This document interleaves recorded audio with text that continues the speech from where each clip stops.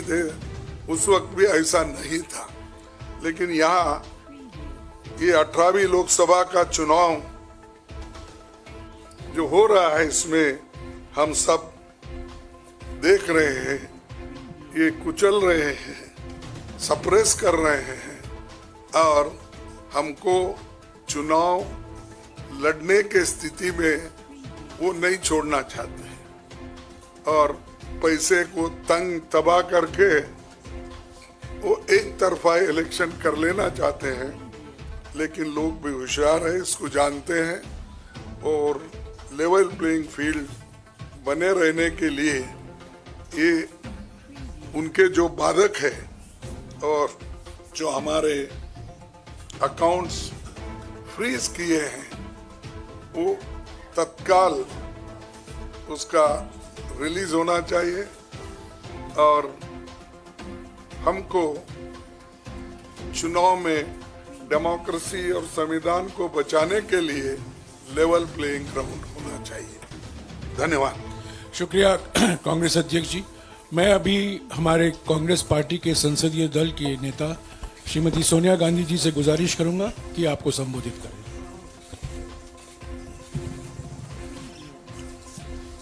Thank you, Ganesh.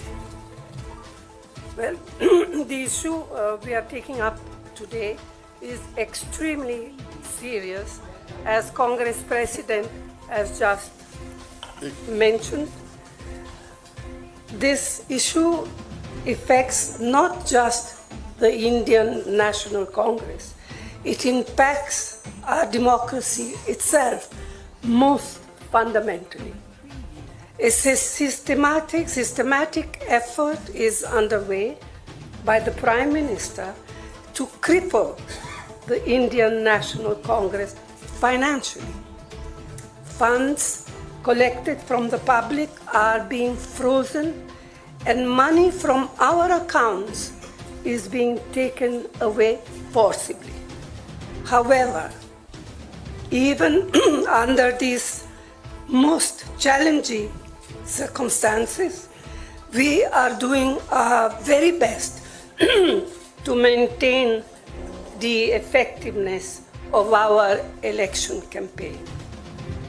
On the one hand, there is the electoral bond issue mentioned by Congress President Kharge, which has been declared unconstitutional by the Supreme Court. The electoral bonds have benefited, as everyone knows, the BJP hugely, massively. On the other hand, the finances of the principal opposition party, the Indian National Congress, are under a determined assault. This, we all believe, is unprecedented and undemocratic. Thank you.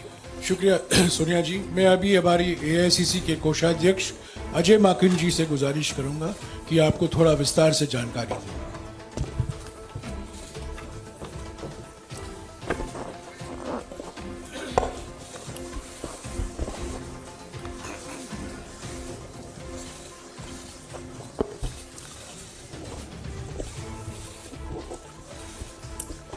धन्यवाद जयराम जी, आप सब लोगों का बहुत बहुत स्वागत है।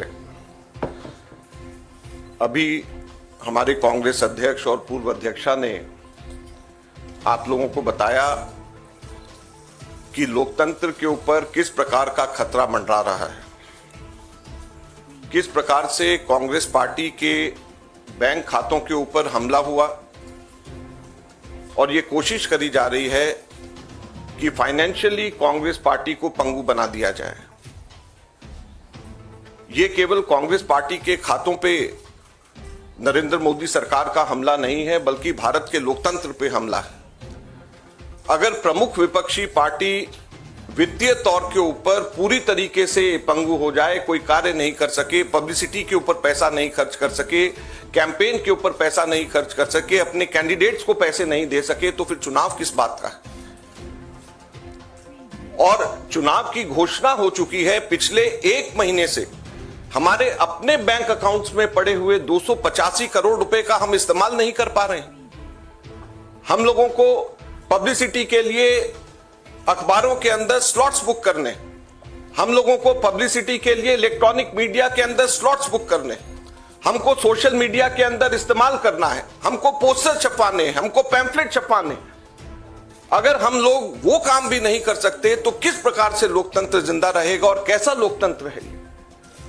मैंने पिछले सप्ताह आप सब लोगों के सम्मुख मोतीलाल वोरा जी के समय 2017-18 के एक केस को लेकर के इनकम टैक्स डिपार्टमेंट ने 2017-18 के बेसिस के ऊपर 7 साल बाद में जाकर के हमारे बैंक के खाते अब जाकर के फ्रीज करे हैं, उसकी जानकारी दी।